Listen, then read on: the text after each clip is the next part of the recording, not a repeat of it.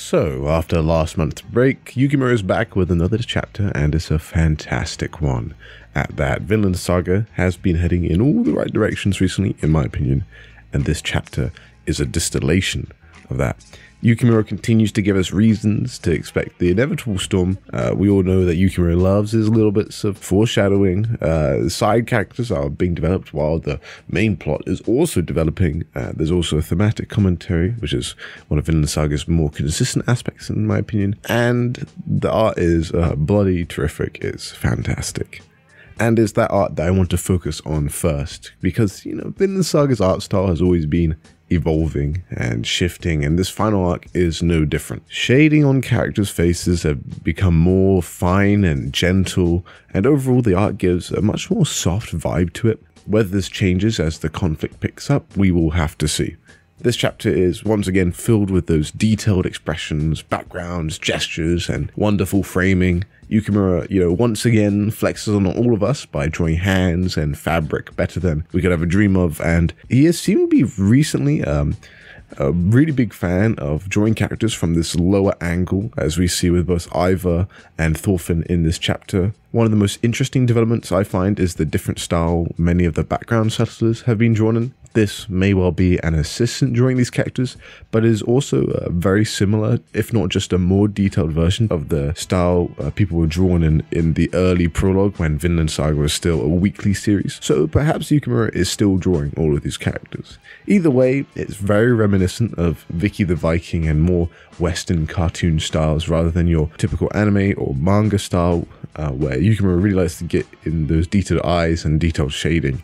Moving on to the story, we start off with Karli and the other kids arguing over a swing in the most childish way possible. Karli states that his dad made the swing, so it is rightfully his, and eventually all the other kids, get upset with him and leave. We then transition to some men arguing under the gaze of Lady Arnid when what used to be a reverence and unity in front of the statue has already turned into infighting.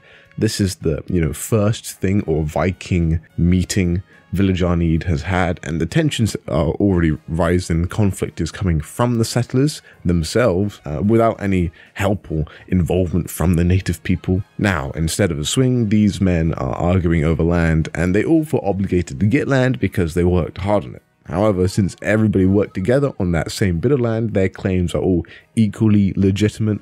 Einar also points out that this will be troublesome for the second group of settlers that just arrived on the island, but he's, just shouted down by the other settlers, stating that sharing land is very different to just sharing tools. And whether or not this is a valid argument, it's very important to note that this is the first time Thorfinn has seemingly made a miscalculation in the settlement of Vinland, and since he's someone that has never owned land, he fails to understand the culture around having somewhere to call your own. This causes Cordelia to, think back or to a flashback where Eyvar, stated that Thorfinn is ill-equipped as a leader many months earlier. We then go to this flashback, and the tattoo gang of Eyvar, Stork, and Gangrad are all there trying to convince Cordelia not to tell Thorfinn about the sword. Interestingly, Cordelia doesn't actually seem that scared of Eyvar, probably not really that scared at all, and more worried about disobeying Thorfinn and that someone would disobey Thorfinn.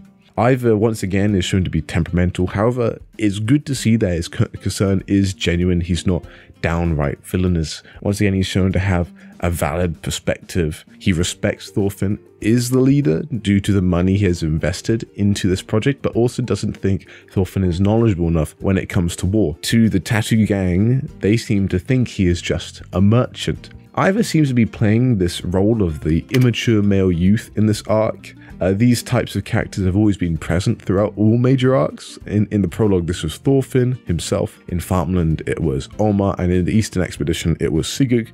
Interestingly, all these characters eventually get humiliated and then built back up into something even greater, a sort of character redemption arc of sorts. And while Eyvar is probably the oldest and most reasonable out of all of these four characters before that arc, I still think that he will probably have a moment of major humiliation and then grow in a positive direction as the final arc continues.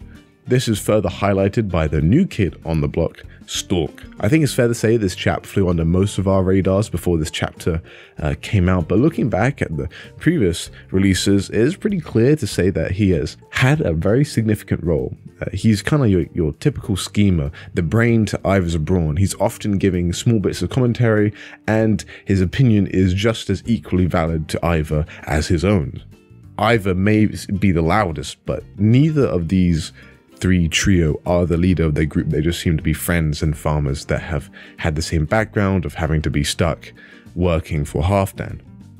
Many have already labelled Stork as this arc's main potential villain, or the main one to look out for at least, and this has some validity to it because in chapter 182 Thorphin talks to Bug Eyes about the type of man they're specifically more terrifying than Eyvar, someone who doesn't like war but still partakes in it anyway. Thorphin even says that Bug Eyes is that type of man that he finds more terrifying. Stork also seems to be someone that could fit that description. He even looks a little bit like Bug Eyes, and I wonder what he looks like with that mask off. Furthermore, there is a little bit of still question marks about Stork's and the Tattoo Gang's background when we are introduced to all of them. Stork states that for some reason, even if Eyvar were to kill Halfdan, they wouldn't even get their land back. I'm not sure if this is some Viking tradition or some sort of detail that I missed, but it seems that maybe they have some further history and reputation behind them. It's also a little hard to tell how genuine Stork is being in this scene. It's hard to believe that he thinks that Thorfinn is actually that poor of a fighter given how many scars that Thorfinn has. Stork seems to be much too observant for that. He also makes the correct assertion that Cordelia is one of the most valuable people when it comes to settling Vinland and just in general life. She certainly has potential to be a strong, if not, second strongest fighter after Thorfinn, of course, due to a massive strength. Assuming that she doesn't get too timid, she also seems to be very good at sewing, cooking, farming, and so on. And Stork is clearly using manipulative language. After all, the best lies are sometimes ones that are partly true. Whether or not Stork is the villain that we all think he may turn out to be, I'm willing to wait and see what this masked man is all about. Vinland Saga is not known for its pure villain, and Stork, like many normal folk, kind of just want freedom, land and money, somewhere to call his own, and his aspirations seem to be pretty normal so far. However, he definitely does seem to be the main one planting grander ideas in Eyvar's head. Is he truly friends with Eyvar, or is he kind of manipulating him to his own gain? Only time will tell, but I'm still leaning on the fact that I think they are friends. As an aside, Cordelia may be also, set up in contrast with Gudrid's self-esteem issues, like Hild previously. Maybe Cordelia will kind of link up with this triangle of ladies in the final arc, as Gudrid kind of sees that both Hild and Cordelia are just so much better than her at, everything, and Gudrid feels like she's not worth much and not contributing much to the settlement. So maybe Cordelia will be part of Gudrid's arc in the future.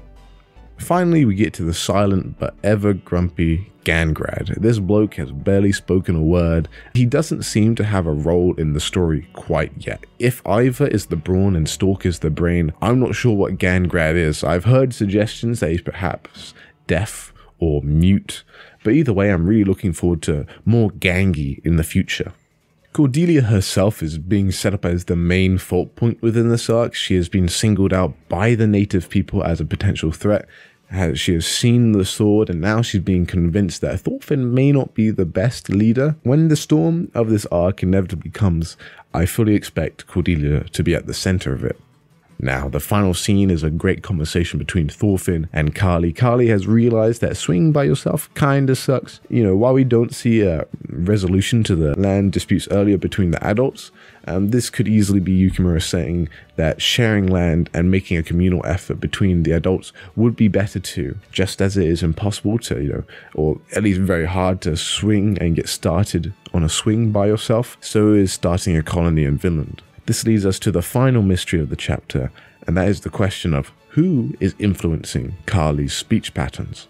Thorfinn makes two observations throughout the scene. One is Carly's frequent use of the phrase, "time will fix it," and the other is the fact that Carly's lisp is no longer. Thorfinn's intuition is that it could be Bug Eyes that has taught Carly this. This is a more plausible solution than I think many give him credit for, Bug Eyes has complained and scolded Karli for his poor speech in the past, so it wouldn't be surprising for him to continue that here. However, I'm inclined to agree with many others that it's probably Hild that has taught Karli these things. First, Karli and Hild's relationship has been shown and grown much more recently, within Vinland Saga, and Karli has been shown often to hang around Hild while she's working. The phrasing of "time will fix it" seems like something that Hild could very well mutter under her breath. Hild is someone who likes fixing things, and she is very clearly aware of that hole inside of her. She wants to let go of that hatred, but simultaneously she feels obligated to avenge her father and fulfill the role of the hunter and the hunted. Hild still has that void in her heart from where her family used to be, and maybe she's just hoping that time will fix it, that she can just wait out the storm, wait out the anger. Maybe if she just sticks around long enough, all will be okay. She doesn't want to confront her vengeance, she just wants it to pass on by. Furthermore, the result of the conversation leads to the conclusion that Karli can't just wait out this storm and assume that it's going to fix itself. He needs to be proactive in asking for forgiveness. And as Karli is running away, he says to Thorphin that Daddy should apologize lots. In my video on Hild, I state that Thorphin has been very passive in his ways of trying to convince those around him, and with Hild, while she has warmed up to him in recent chapters, Thorphin has never actually explicitly and properly asked for forgiveness. He thinks he's just below such requests. He would never assume that he could even be allowed to be thought of as forgiven. So as you can see, both these characters have their issues, and they both need to confront it for both of them to grow in the future. It's not just that Hild has to grow, but Thorphin as well. Alright folks, that's all for the video. Don't expect these to become a regular thing. I just, really enjoyed this chapter, that's all. And honestly, I'm looking forward to discussing this with you in the comments or on Reddit or even on Discord. Yeah, that's pretty much it. Alright, so I'll see you later. Ciao for now. Bye-bye.